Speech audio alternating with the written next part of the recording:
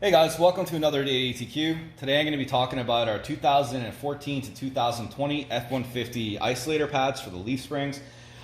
This has been a year in the making with a lot of ups and downs, but today we're going to put on one of the good parts. We finally have a set of 4 that we can kind of showcase you guys the product, and we're going to do a quick DIY on how it goes on the truck and go from there. So here you have the factory isolator pad. So I put this on the truck about 15,000 kilometers ago, maybe 20, something like that.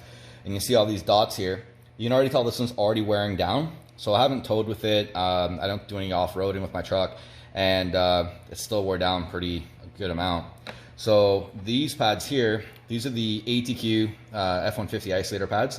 So these are a little bit thicker than the factory one, so they'll last longer. And we made these a little bit easier to install and remove if you need. Hopefully you don't. Otherwise, they're made out of much stronger material that should last a lot longer than the factory pads.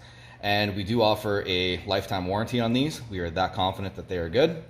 So let's get to it, and I'm gonna show you guys how to put these in.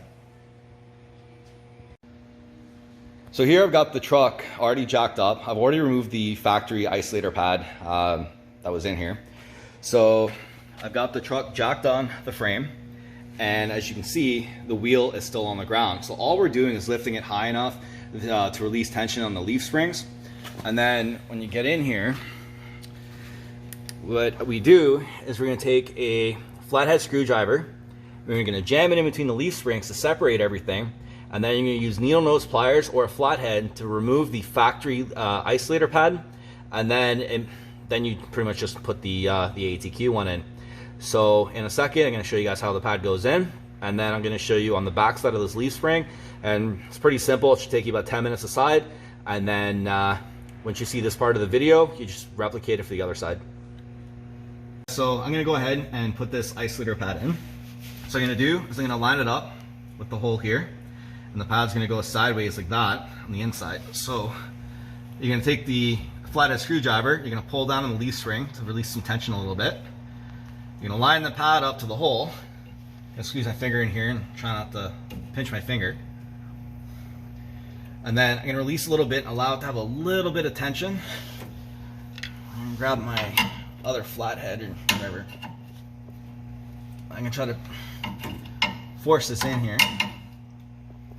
You kind of have to bend the clip a bit to get it to line up so you don't break it or bend it. So once it's in there, you should wiggle out your screwdriver. And she's in. So as you can see, the pad's installed, sticks out just like the factory one.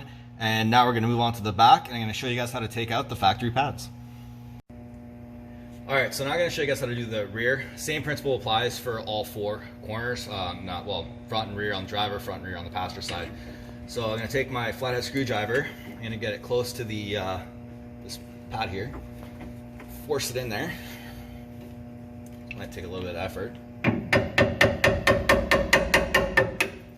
This way I have room to take that pad out. So now that I've got that, spacing it out, I'm going to grab my needle nose pliers.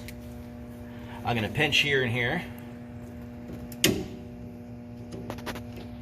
going to try to push this factory pad out. Mind you, bear with me, it's hard having someone doing a video and doing this.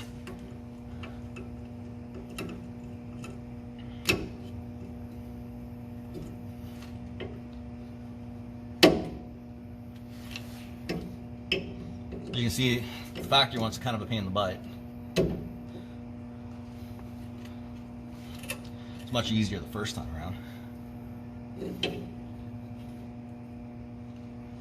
I'm going to try pinching it like this. Just have it all squished. Take another flathead and try to push up in the middle. There we go.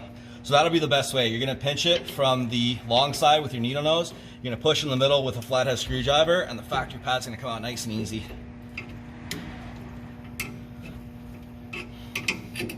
And again, you're always going to pull down on the leaf spring so you don't pinch the pad or your fingers. We're going to grab the new isolator pad.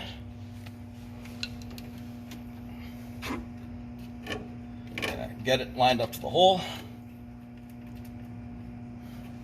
Release just a little bit of tension. Then we're going to do the same thing on the back side here. We're gonna try to squeeze it in a little bit so that it goes in the hole. Now the reason they're like this is so that when it's in there, they can't come out. Oh, there we go. So now that pad's in, and this is literally how you install the isolator pads. So you're gonna repeat the same process on the passenger side of the car, and then take her for a rip.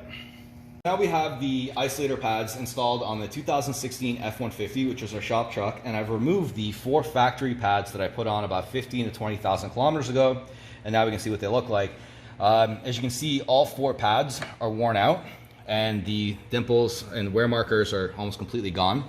So I've had clunking going into driveways, backing up, and my leaf springs were creaking.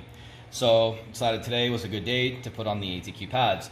So here you have a factory pad, and this is a brand new one. You can see these whatever round spots on it. I don't know why they did it, but that's the factory pad.